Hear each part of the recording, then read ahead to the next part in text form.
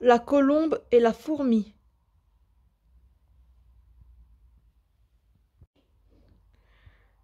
Une colombe voyageait à tire-d'aile au-dessus de l'Amérique du Sud. Son métier de pigeon voyageur était de porter des messages par les airs. On lui faisait confiance. Cette colombe au grand cœur transportait les lettres d'amour que les amoureux du monde entier attendent.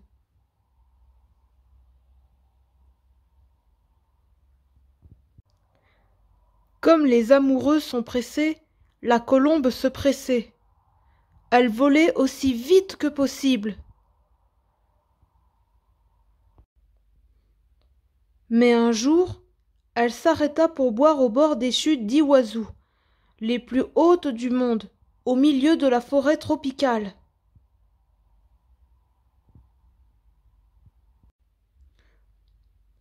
La blanche colombe aperçut alors une fourmi rouge qui voulait boire, elle aussi, tomba soudain dans le fleuve qui surplombe les immenses cascades.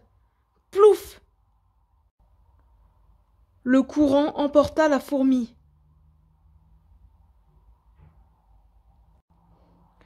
Dans sa panique, la petite fourmi réussit à s'agripper à une coque de noix qui tourbillonnait sur l'eau. Aussitôt, elle hissa une voile avec un pétale de fleur tropicale. Mais la coque prenait de la vitesse au milieu des rapides.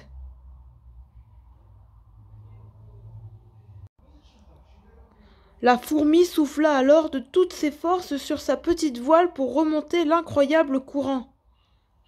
Peine perdue. Les terribles chutes d'Iguazu approchaient. Mais au moment où la petite fourmi basculait dans le vide, elle se sentit soudain partir en vol plané. Wouh! En piqué, la colombe venait de l'attraper et de la sauver, tandis que la coque de noix était avalée par l'immense chute d'eau. Ouf!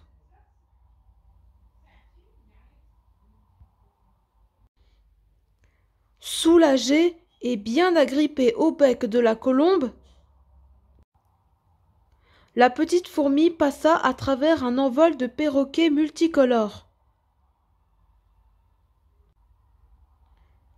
Puis, elles se posèrent en sécurité au bord du fleuve avec la colombe non loin d'un village.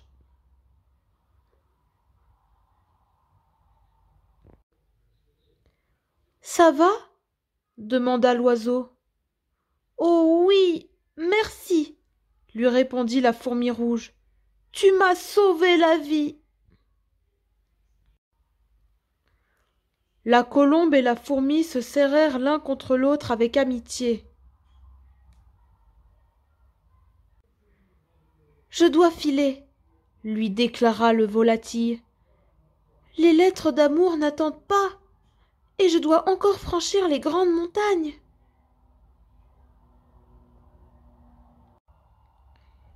Et elle s'élança en direction des très hauts sommets de la cordillère des Andes.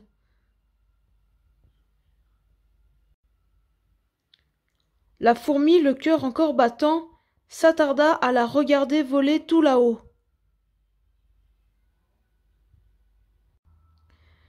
Mais un chasseur du village avait repéré la colombe dans le ciel. J'aurai les plumes blanches de cet oiseau rare, et je m'en ferai une coiffure de chef, s'écria-t-il en saisissant son carquois.